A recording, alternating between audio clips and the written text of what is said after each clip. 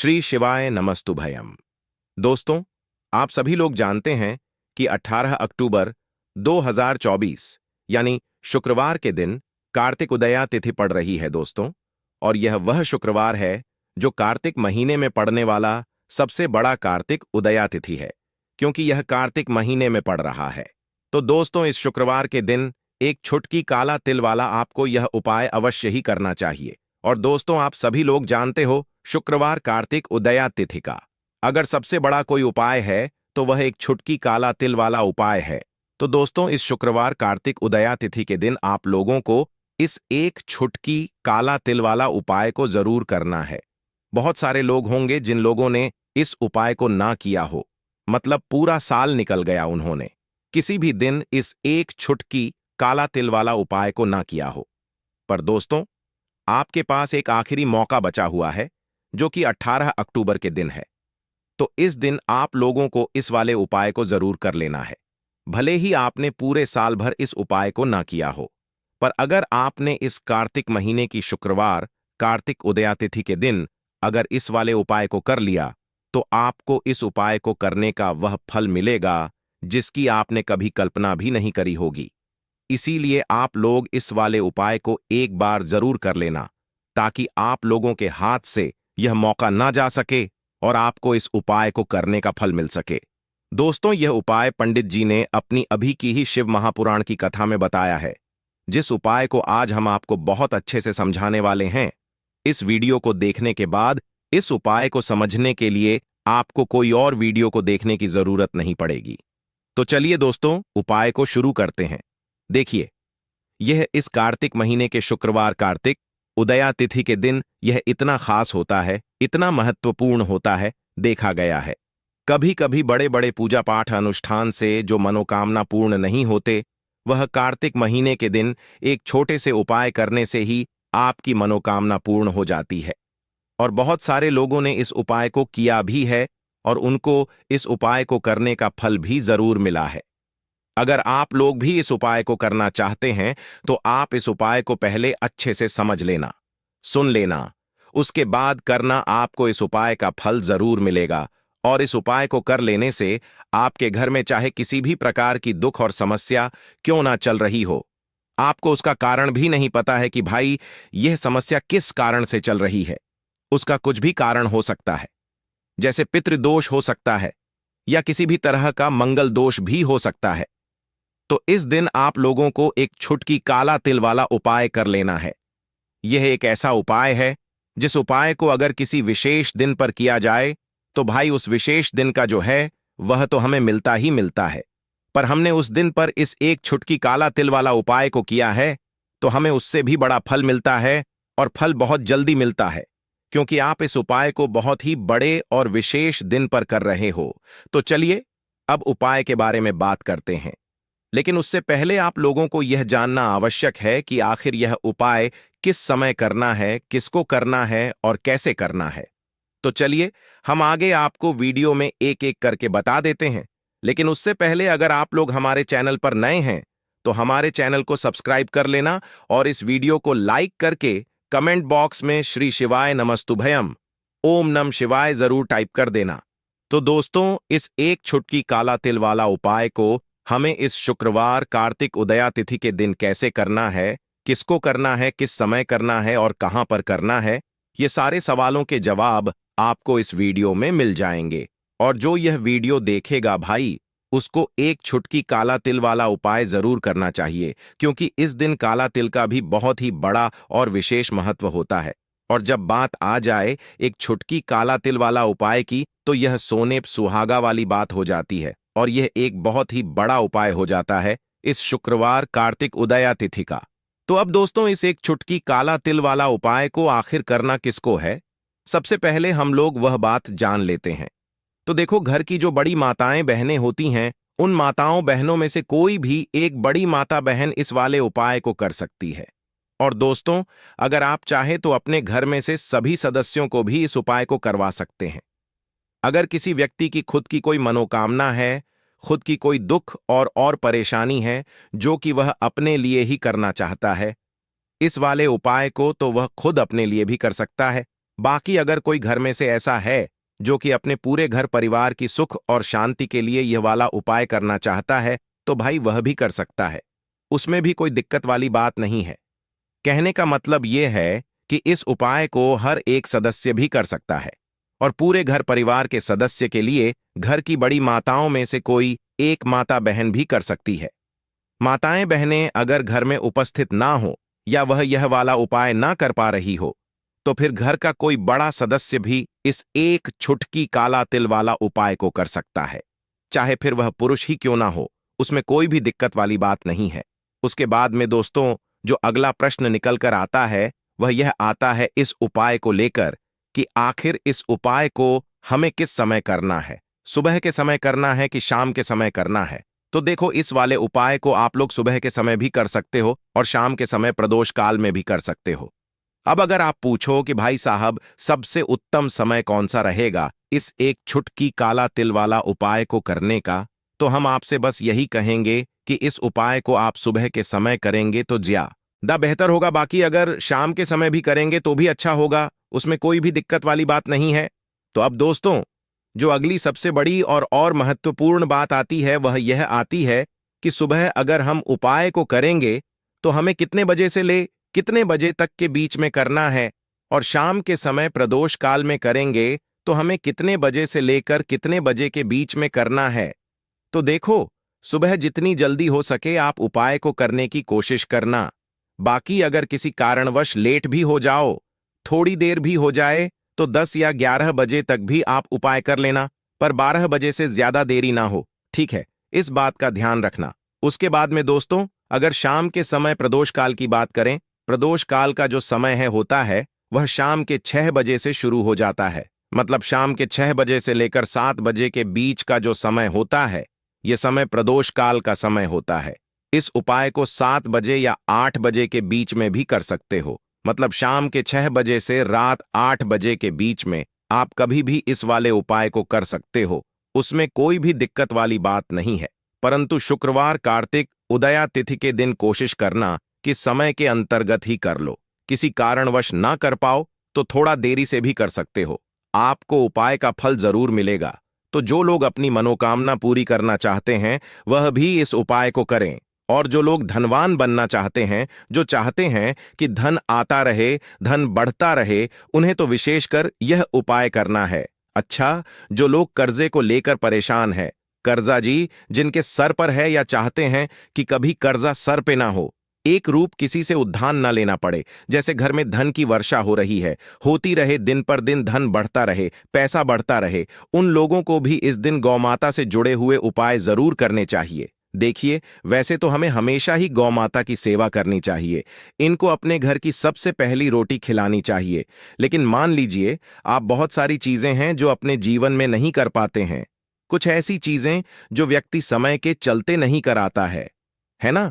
तो देखिए, यह जो स्नान और दान की कार्तिक उदया होती है, अगर आप महीने में इस दिन भी एक उपाय कर लेते हैं, ना सिर्फ एक उपाय भी आप कर लेते हैं, विशेषकर गौ माता से जुड़ा हुआ, तो अलग से आपको कुछ करने की जरूरत नहीं पड़ती है।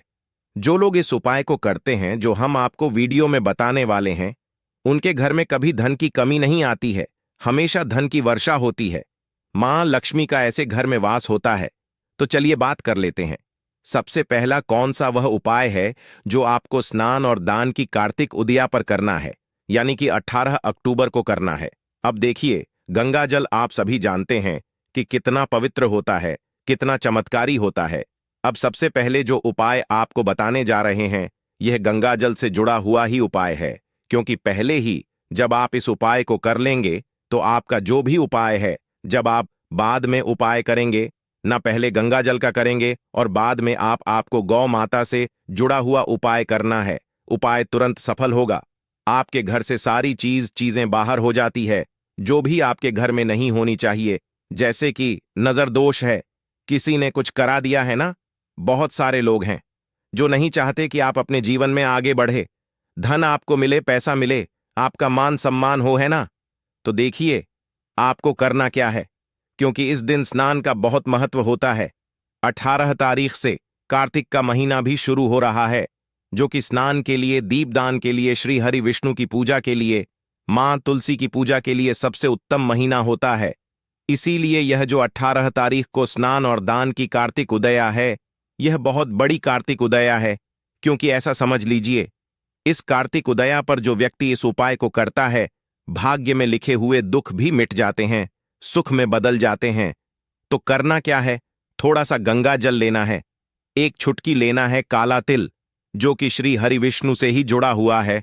अपने जल में, जिस जल से आप स्नान करते हैं, उस जल में आपको थोड़ा सा गंगा जल डालना है, एक चुटकी काला तिल डालना है और इस जल से ही आपको स्नान करना है। हर हर गंगे बोलकर। अच्छा, जिन लोगों के पास काला तिल नहीं है या गंगा जल भी नहीं है ना, अगर गंगा जल है तो गंगा जल डालने, काला तिल है तो काला, दोनों चीजें हैं तो दोनों डालने। कुछ भी चीज आपके पास अगर नहीं है, हर हर गंगे बोलकर भी स्नान कर लेते हैं ना। तो गंगा में स्नान जब आप करते हैं न, गंगा पवित्र नदियों के पास जाकर, गंगा मां के पास जाकर, उतना ही पुण्य आपको अपने घर पर मिल जाता है।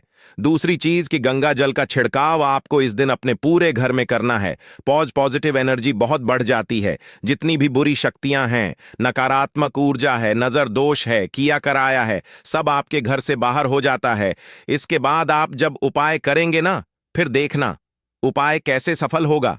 अब बात कर लेते हैं, कौन सी वह चीज है जो गौ माता को खिलानी है, विशेषकर स्नान और दान की कार्तिक उदया वाले दिन, क्योंकि यह कार्तिक उदया आपके भाग्य को चमकाएगी। तो देखिए, आपको यहां पर सबसे पहले तो अपने घर की सबसे पहली रोटी लेनी है। बहुत सारे लोग क्या करते हैं कि रोटी गौ माता को खिलाते हैं, लेकिन एक रोटी निकाली और गौ माता को खिला दी। ऐसा आपको नहीं करना है। सबसे पहली रोटी ही आपको गौ माता को खिलानी है। जो रोटी सबसे पहले बनती है आपके घर में, उसके ऊपर खिलाना कैसे है, खिलाने का भी एक तरीका है, ठीक है ना। अच्छे से रोटी आपको मोटी सी बनानी है, अच्छे से उसके ऊपर आपको थोड़ा सा घी लगाना है। अगर घी नहीं है, कोई बात नहीं, शुद्ध देसी घी नहीं है तो ऐसे ही आप उसके ऊपर गुड़ रख लें। गुड़ ना, ये कपड़े किसी भी तरह के ले सकती हैं, लेकिन लाल, हरा, पीला, गुलाबी, मरून और ऑरेंज कलर सबसे खास माने गए हैं। लेकिन लाल रंग के जोड़े का सकारात्मक असर कुछ अलग ही रंग लाता है और इसे पहनना भी शुभ माना गया है। दोस्तों, नंबर 2, वहां वया को आसान भाषा में इस तरह समझा जा सकता है कि यह वह तोहफा होता है जो सांस को दिया जाता है। इसीलिए बाजार से खरीदारी करते समय एक बहू को यह ज्ञान होना चाहिए कि बाजार से अपनी सांस के लिए कोई गिफ्ट जरूर खरीदे और उन्हें दे दें। दोस्तों, नंबर 3, चूड़ियां चूड़ियां लेना कतई ना भूले। सुहागन के श्रृंगार में इसका खास महत्व माना जाता है, इसीलिए इसे जरूर लें। इसके लिए चाहे तो आप मैचिंग चूड़ियां ले सकती हैं या फिर हैवी कड़े ले सकती हैं। करवा चौथ में इसका होना बहुत ही शुभ माना गया है। इसके बगैर करवा चौथ व्रत अधूरा माना जाएगा। दोस्तों, नंबर 4, आभूषण। करवा चौथ पर आभूषण की खरीदारी की जाती है। ऐसा इसलिए क्योंकि महिलाएं अपनी साड़ी के साथ ही आभूषण लेना भी पसंद करती हैं। आप चाहे तो ट्रेडिशनल या फिर मॉडर्न आभूषण ले सकती हैं। दोस्तों, नंबर 5, करवा चौथ से पहले महिलाएं घर पर ही मेहंदी लगाया करती थीं, लेकिन अब मार्केट में ही उन्हें आसानी से मेहंदी लगाने वाले मिल जाते हैं। वैसे अगर आप इसके लिए लंबी लाइन नहीं लगाना चाहती हैं, तो घर पर ही मेहंदी लगाना एक बेहतर ऑप्शन माना जाएगा। दोस्तों, नंबर 6, करवा और छलनी करवा मिट्टी से बना छोटा सा करवा होता है, जिसमें पानी भर जाता है। करवे से चांद को देखते हुए पानी चढ़ाया जाता है, वहीं छलनी से चांद को देखा जाता है और फिर पत्नी पति को देखती है। करवे से ही पति पत्नी को पानी पिलाता है।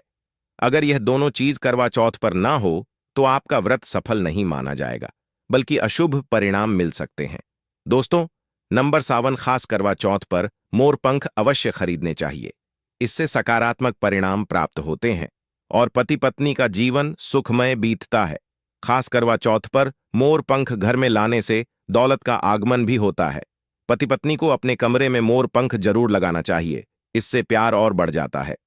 दोस्तों, नंबर 1, खास करवा चौथ पर तिलिया या सिखों का होना बहुत ही अहम माना गया है। करवा चौथ पर तिलिया अवश्य होनी चाहिए। दोस्तों, अब यह भी जान लेते हैं कि खास करवा चौथ पर क्या ना खरीदे और किन किन गलतियों को नजरअंदाज नहीं करना चाहिए। नंबर 1, खास करवा चौथ पर सफेद कपड़ा और काला कपड़ा कतई ना पहने। ऐसा करने से रिश्तों में नेगेटिविटी आएगी। नंबर 2, करवा चौथ खुशी का त्योहार माना जाता है। ऐसे में धारदार चीजें, चाकू, छुरी, कैंची आदि बिल्कुल भी नहीं खरीदने चाहिए। ऐसा करना पति पत्नी में झगड़ा आदि हो सकते हैं। नंबर 3, करवा चौथ। टूटी हुई छलनी और चटका हुआ करवा बिल्कुल भी ना खरीदे। आपका व्रत खंडित हो सकता है। ऐसे में आपको अशुभ परिणाम मिल सकते हैं। ऐसा करने से बचे दोस्तों। नंबर 4, करवा चौथ में इस्तेमाल होने वाली सीखें या तिलियां बिल्कुल भी खंडित नहीं होनी चाहिए। जैसे उनकी टूटी हुई इंडिया बिल्कुल भी ना हो। अगर यह तीलियां टूटी हुई हैं तो आप इन्हें इस्तेमाल ना करें और दूसरी बाजार से खरीद लें दोस्तों। नंबर 5, सबसे पहले मुहूर्त के अनुसार पूजा पाठ करें। बगैर मुहूर्त के अनुसार पूजा पाठ करने का फल प्राप्त नहीं होगा। इस बात का ज्ञान हमेशा आपको होना चाहिए। जो महिला मुहूर्त पर पूजा पाठ करती है तो उसके पति को कई लाख गुना व्यापार में फायदा होता है। रिश्तों में मधुर फल प्राप्त होते हैं। देखिए, पहले आप मुहूर्त में पूजा पाठ कर लें। आप आराम से कहीं बैठ जाएं, फिर चंद्रोदय के बाद पूजा पाठ करने से मुहूर्त का लाभ भी मिल जाएगा और चांद के दीदार भी हो जाएंगे। दोस्तों, करवा चौथ के दिन चाहे कुछ भी हो जाए, एक सुहागिन महिला को ना ही गलत रंग का कपड़ा पहनना चाहिए और ना ही किसी औरत को अपनी यह चीज देनी चाहिए। अन्यथा आपके पति का जीवन संकट में पड़ जाएगा। आपके रिश्ते भी टूट सकते हैं। करवा चौथ का पर्व कोई साधारण पर्व नहीं है, यह बात आप लिख लें। स्त्री को हमेशा यह बात नहीं भूलनी चाहिए कि उसका पति सिर्फ उसी के लिए बना है। अर्थात अगर कोई औरत अपना मेकअप किसी गैर और औरत के साथ शेयर करती है तो उसका पति भी कहीं और शेयर हो जाता है। मतलब आपका पति नहीं रहता, उसका मन कहीं और भटकने लगता है। ऐसे में आपका मंगलसूत्र, सिंदूर, यहां तक कि पैरों से लेकर बिंदियां तक कोई भी चीज किसी औरत को शेयर ना करे, क्योंकि यह आपके पति की निशानी है। आपके पति पर बस आपका हक है और आपका हक कोई और औरत नहीं छीन सकती। दोस्तों, ये बात आप लिख लें। आप नया मेकअप खरीद कर दे सकते हैं, लेकिन आप ना तो मरते दम तक किसी को मत देना, चाहे गंगा में विसर्जित कर देना, लेकिन किसी औरत को मत देना दोस्तों। खास तौर पर करवा चौथ का व्रत एक अधूरी शादी वाली महिला को कभी नहीं रखना चाहिए। अगर आप गर्भवती हैं और आप इस व्रत को रखने में सक्षम है तो आप इस व्रत को रख सकती हैं। अगर आपकी स्थिति व्रत रखने की नहीं है तो डॉक्टर की सलाह जरूर लें। साथ ही साथ कुंवारी कन्या करवा चौथ का व्रत रख सकती हैं। और वहीं अगर आपकी कोर्ट मैरिज हुई है और 7 फेरे नहीं हुए हैं तो ऐसे में आप इस व्रत को कभी ना रखें, क्योंकि यह शास्त्रों के विरुद्ध माना जाएगा। ऐसा पाप मत करना। पहले हिंदू रीति रिवाजों के साथ साथ फेरे ले लें, तभी ही इस व्रत को कर सकती हैं। दोस्तों, जो स्त्री कोर्ट कचहरी से शादी करती है और 7 फेरे नहीं लेती है तो ऐसी शादी अशुभ मानी जाती है। फिर चाहे वह किसी भी धर्म से शादी क्यों ना हो, ऐसी शादी पवित्र ही मानी जाती है। ऐसी औरत मात्र एक रखैल के रूप में देखी जाएगी। मात्र यह रिश्ता एक कचरा है और कुछ नहीं। जिस शादी में 7 फेरे होते हैं, परिवार सहित आशीर्वाद होता है, वह शादी संपूर्ण और सफल एवं खुशी और एक अच्छे पैमाने